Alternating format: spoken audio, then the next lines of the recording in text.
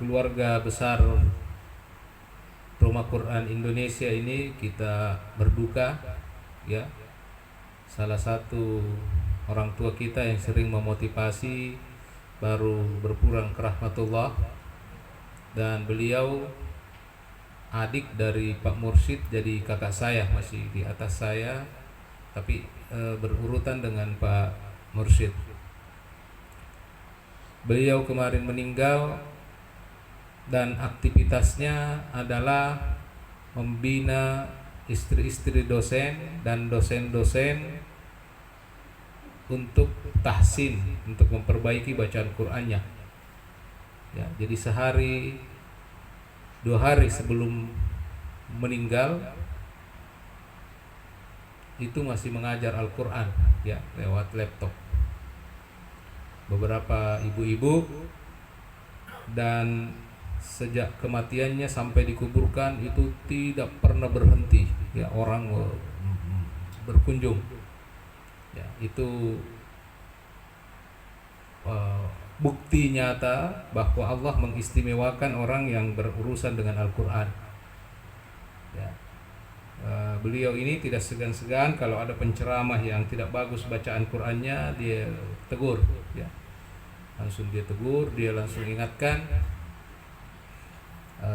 Dan ya itulah sebabnya hampir semua orang ringan kakinya untuk menyatakan bela sungkawa, dan salah seorang mantan dekan di Unhas, ya, itu ngomong ke saya, dia bilang, "Ustaz, di perumahan dosen ini beberapa orang sudah meninggal, tetapi tidak ada yang paling banyak berkunjung melebihi beliau ini yang meninggal."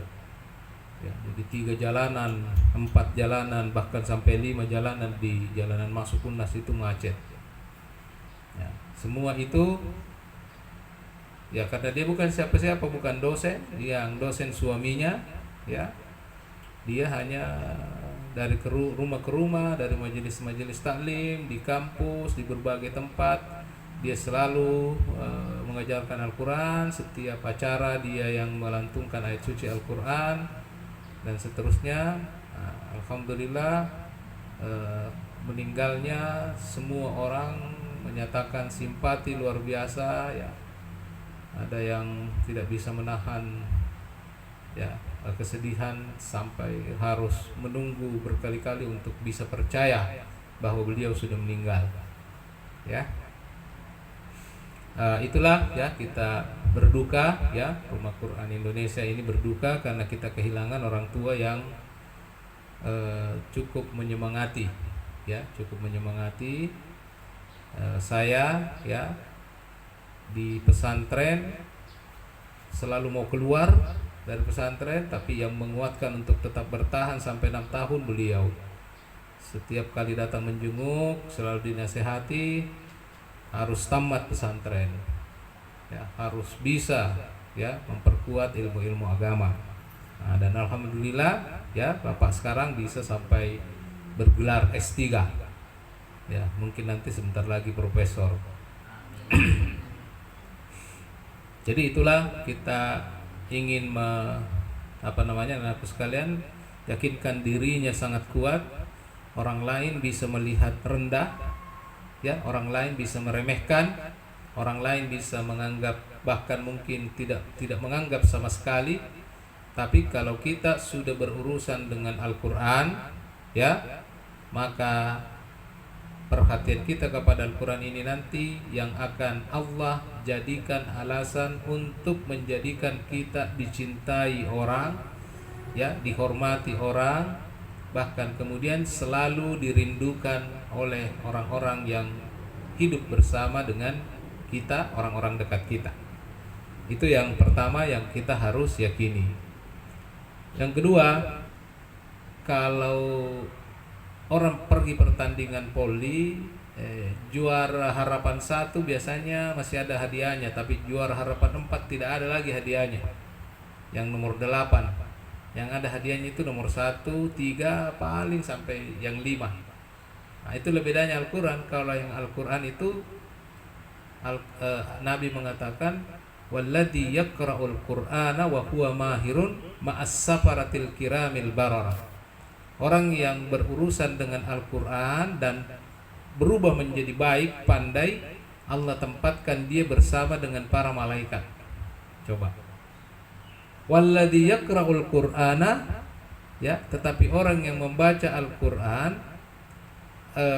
wa huwa alaihi syakun, walladzi yaqra'ul qur'an wa alaihi syakun wa yatata'ta, yang berat dan terbata-bata, tergagap-gagap saking sulitnya membedakan huruf dan seterusnya.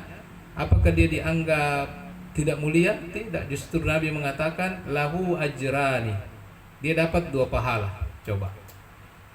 Jadi yang pintar diberi keistimewaan, ditempatkan bersama dengan kemuliaan para malaikat, sedangkan yang terbata-bata, tertati-tati, ya, gagap-gagap, Nabi mengatakan lahu ajrani, dia dapat 2 pahala. Nah, pahala apa itu? Pahala bacaan Al-Quran itu sendiri karena dia sudah mengurus bacaannya, dan pahala yang kedua adalah pahala kesabarannya untuk bersabar meskipun perubahannya sedikit. Ya, jadi yang tidak sampai 1 juz jangan kecil hati. Yang jelas Anda sudah berurusan dengan Al-Quran, sudah diganjar 1 kebaikan. Dan Anda tahu kebaikan baca Al-Quran itu tidak sama dengan kebaikan Anda menyumbang. Kau menyumbang 1 miliar tidak sama nilainya pahalanya dengan berurusan dengan Al-Quran. Ya, cuma kita belum dikasih lihat. Ya, bagi Tuhan tidak ada nilainya itu 1 miliar, tidak ada harganya.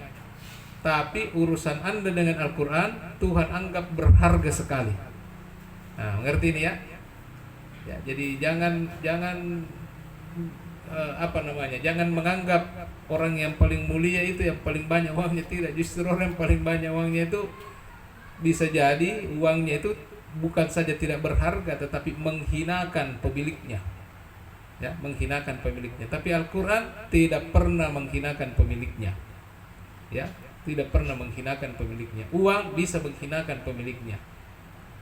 Nah, itu anakku sekalian yang kedua. Jadi keistimewaan kita berurusan dengan Al-Quran ini harus dipahami, tidak ada ruginya.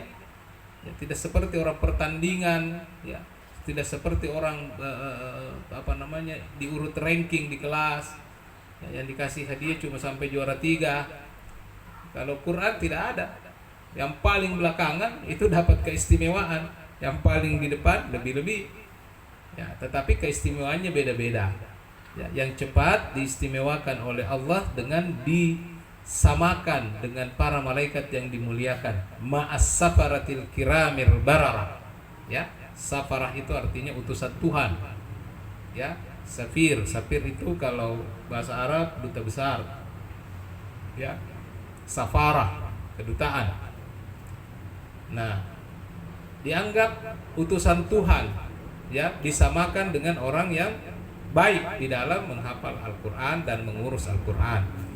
Tetapi yang paling belakang, ya, kalau paling belakang diteriaki, justru Tuhan tidak teriaki. Justru Tuhan mengatakan jangan teriaki, dia dapat 2 pahala itu, dia dapat 2 kebaikan.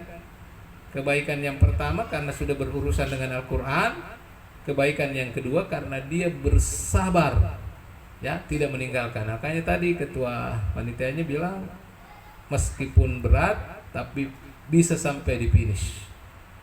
Ya kan? Apa artinya sampai di finish? Ikut pertandingan, ikut perlombaan. Siapa yang ikut perlombaan itulah yang dihargai. Ya, dan tidak ikut perlombaan ya dianggap meninggalkan medan perjuangan. Yang ketiga, ya, aku sekalian, apa yang dirasakan ketika bergaul atau berurusan dengan Al-Quran, membacanya, menghafalkannya, menyetorkannya, ya, itu semua kegiatan berkaitan dengan Al-Quran. Apa yang anak-anakku sekalian rasakan? Yang kita rasakan itu alhamdulillah, ya, kalian sadari atau tidak, hatinya dilembutkan. Ya, mau akui atau tidak, tapi hati kita itu terasa dilembutkan oleh Allah Subhanahu wa taala. Setiap kali kita tambah lisan kita, ya, lidah kita gerakkan untuk menambah kata demi kata, ayat demi ayat dan seterusnya, itu akan berbanding lurus dengan kelembutan hati kita. Apa yang dimaksudkan dengan kelembutan hati? Kita dibuat tenang apapun suasana keadaan kita. Ya. Kenapa ini penting? Karena coba kalian lihat, banyak orang yang mencari ketenangan ya dengan mengumpulkan uang. Begitu banyak uangnya tambah tidak tenang. Karena ada bunyi-bunyi sedikit kucing jadi ada orang. Ya. Nah, sampai di luar kepikiran, saya kunci enggak tadi itu pintu kamar. Jadi hatinya tidak pernah tenang. Tambah banyak uangnya tambah tidak tenang. Ya, disimpan lagi di bank, dia dapat lagi berita BNI dibobol oleh nasabah. Nah, tidak bisa lagi tidur. Terus dia telepon orang bank, bagaimana dana saya, aman tidak? Nah, tidak bisa lagi tidur. Kalau orang yang diberi Allah kemurahan dalam bentuk harta tidak bisa nyenyak tidurnya karena hatinya tidak lembut, bagaimana lagi yang tidak dikasih harta? Bagaimana dia bisa tidur? Pasti dia pikir apa kita bisa makan besok. Tidak ada. Yang lebih parah nanti itu sendalnya siapa lagi bisa dicuri nanti di masjid. Itu lebih rusak lagi. Jadi orang yang hidup ini mau diuji dengan kesenangan atau diuji dengan kesulitan, hatinya tidak akan pernah lembut. Tapi orang yang lidahnya basah dengan Al-Quran, ya, Allah yang akan melembutkan hatinya apapun keadaannya. Ya, apapun keadaannya. Mau nanti Anda jadi kaya raya, kalau selalu menjaga urusannya dengan Al-Quran, yakinlah kekayaan tidak akan pernah menghinakan. Ya, begitu juga nanti dengan berurusan dengan baik dan Al-Quran ini, kalaupun ditakdirkan kesulitan secara materi, tidak akan menjadikan Anda hina dan rendah dengan Al-Quran, dengan kemiskinan itu. Nah, itulah yang berikutnya yang kita ingin anak-anakku sekalian pahami, bahwa memang ini hanya 15 hari ya, kita membangun, kita melakukan kebiasaan berurusan dengan Al-Quran siang dan malam. Nah, tapi tolong sesudah ini, meskipun tidak ada program seperti ini, terutama yang 3 orang dari luar ya, jangan pernah mau bertemu matahari kecuali berurusan dengan Al-Quran.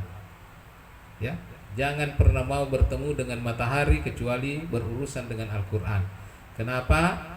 Karena nanti di akhirat ya, semua orang akan dipanggil untuk dikatakan Iqra, baca Al-Quran. Ketika membaca Al-Quran ditanya, baca terus. Ya. Ketika dia sudah selesai membacanya, dia dikatakan lagi malaikat, baca terus. Iqra wartaki. Fa inna manzilataka, karena sesungguhnya tempatmu sekarang ya, itu sebanyak apa dan setinggi apa kemampuanmu berurusan dengan Al-Quran. Jadi semakin kita jaga hubungan kita dengan Al-Quran setiap hari, semakin tinggi tempat kita di sisi Allah Subhanahu wa Ta'ala. Nah, itulah pentingnya 15 hari daurah. Tapi sesudahnya bertekadlah membiasakan untuk tidak ada matahari ya dalam sehari kita bertemu, kecuali kita berurusan dengan Al-Quran. Ya. Nah, selanjutnya ya, aku sekalian, ini yang nanti paling istimewa ya. Karena Allah di dalam hadis qudsi itu, Allah di dalam baik yang disampaikan oleh Allah sendiri maupun yang disampaikan oleh Rasulullah, jarang-jarang ya seorang hamba atau sekelompok manusia itu Allah mengakuinya sebagai keluarganya. Nah, ingat, kalau Allah yang mengatakan berkeluarga, itu bukan seperti Anda yang punya om, tante, bapak, ibu, bukan. Ya, yang dimaksudkan dengan keluarga Allah di situ adalah disebutkan kata keluarga supaya kalian paham bahwa orang yang paling dekat dengan kita itu keluarga, ibu. Nah, itu untuk menunjukkan bahwa kalau seseorang disebut keluarga Allah, itu artinya orang itu dianggap sangat dekat dengan Allah. Bukan berarti keluarganya Allah, karena Allah tidak wakhtalaf, ya, berbeda dengan hambanya, ya. Laisa kamitslihi syai'un, tidak ada yang sepertinya, tidak boleh disamakan dengan bapak, ibu dan seterusnya. Tapi karena ada hadis yang mengatakan bahwa inna lillahi minan nasi ahlin, nah, begitu bunyinya hadis itu. Inna lillahi, sesungguhnya ada bagi Allah, minan nasi, dari kalangan manusia, ahlin, ya, yang dimasukkan di dalam keluarganya Allah. Nah, sahabat bertanya kepada Nabi, manhum ya Rasulullah, siapa mereka itu yang disebut sebagai keluarga Allah? Nabi mengatakan, ahlul Qur'ani, ya, ahlullahi wa khassatuhu, ya, orang yang berurusan dengan Al-Quran, mencintai Al-Quran, mengurus Al-Quran, mempelajari Al-Quran, menghafal Al-Quran, mengkaji Al-Quran, mengajarkan Al-Quran. Itu semua yang dimaksudkan dengan ahlul Quran, ya. Jadi orang yang berurusan dengan Al-Quran dan seterusnya sampai pada menghafal, mengajarkan, ya, mengkaji, mengamalkan, yang lebih-lebih. Nah, itu Nabi sebut sebagai ahlullah, ya.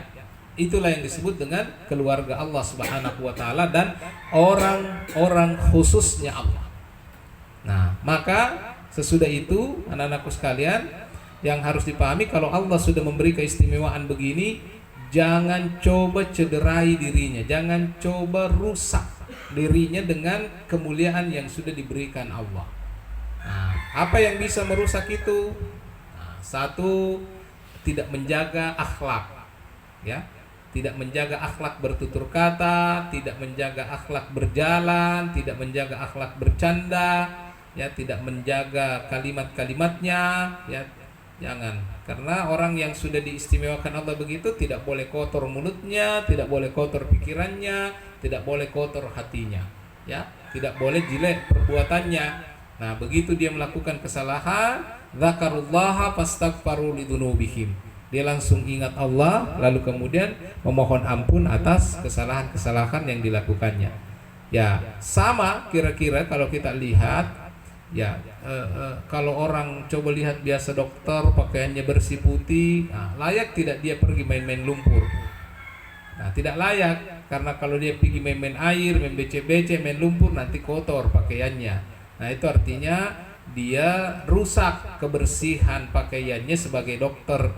Nah, kira-kira begitulah juga penghafal Al-Quran itu, jangan dia kotori dirinya, ya, sehingga Allah Subhanahu wa taala nanti tidak lagi menjadikannya keluarga, tidak lagi mencintainya, ya, karena itu tadi perbuatan-perbuatan yang buruk.